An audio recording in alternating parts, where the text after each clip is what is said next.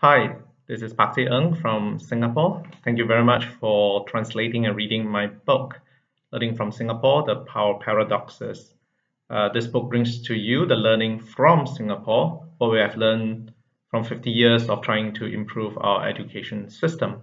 Thank you very much also for sending me a list of questions, which I'll try to respond to them now.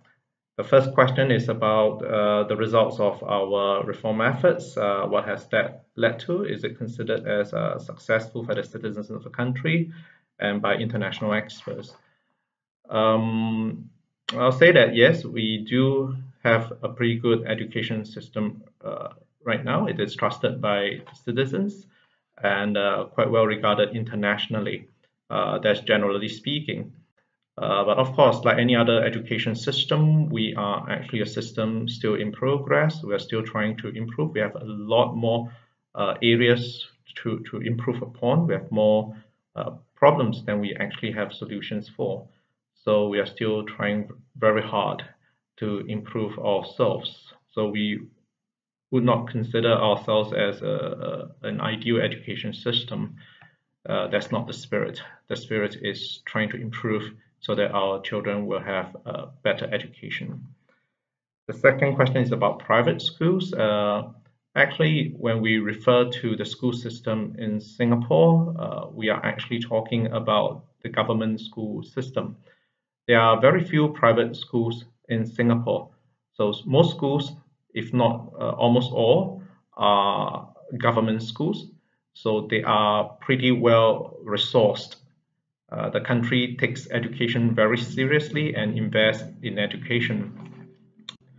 So there's a question about what our advice teachers who have to work in poorly equipped schools.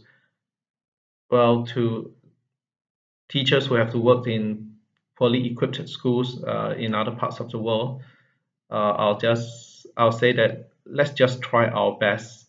Let's try our best. Let's hone our craft, improve the way that we teach, the way that we help our students to learn. And to all countries in the world, I hope that different countries will all invest in education. Education is investment, not expenditure. Let's invest in education, invest in our schools, invest in the teachers, so that we can bring good education to the children, and that will give them a much better chance in life. The next question is about how Singapore teachers try to get children to study with pleasure. I suppose essentially that boils down to us teaching well, teaching in an engaging manner, making that content come alive. Many children, when they love a subject, that's because they have met a teacher who has made that particular subject very interesting, come alive, and the child loves learning with the teacher. So essentially, to get children to enjoy learning, it must start with us enjoying teaching and always honing our craft so that we can become better and better at getting that content across to the children and going along this learning journey with our children. So how did the educational success in Singapore come about? So these are the factors of success, I suppose. So it's about far-sighted policy, it's about investing in education, it's about investing in professional development of teachers, and really trying to recruit very good people into education. But other than that, I think very importantly, the whole country, the citizens, government, we really do believe in the value of education. So it has got something to do with the history of the country, I suppose.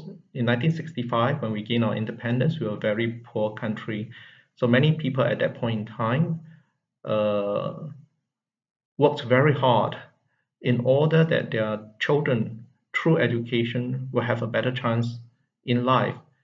And so education is seen as the way in which we can help our children to have a better chance. So everybody works very hard in order to provide for the next generation to go to schools and to receive a good education. So in Singapore, education is the human enterprise of paying it forward.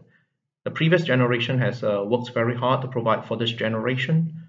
So what we do now in this generation is to work very hard, and in particular for the teachers to teach very well, so that the children will have a better chance in life. That is what we can do for the next generation, and in gratitude as well to what we have been given. So thank you very much for reading my book. I wish you all the best.